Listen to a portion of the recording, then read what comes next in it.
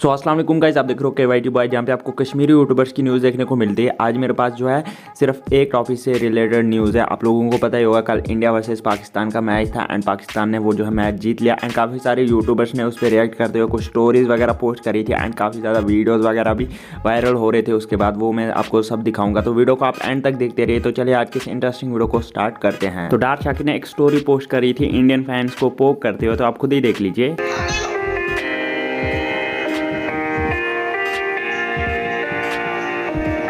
And यावर वानी ने भी एक स्टेटस रखा था, आप खुद ही देख लीजिए।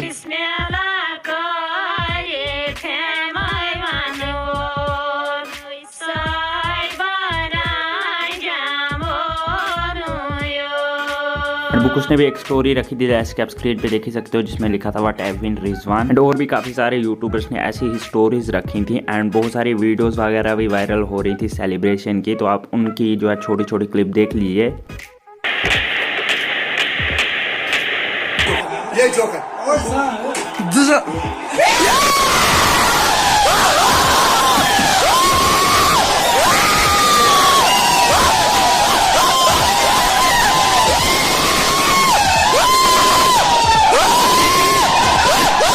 सो गाइस, आप लोग इस बारे में क्या सोचते हो यार, नीचे कमेंट्स में ज़रूर से बताना। एंड मिलते हैं नेक्स्ट वीडियो में, तब तक के लिए take care and bye bye. And कोई चैनल पे न्यू हो तो सब्सक्राइब करके जाना।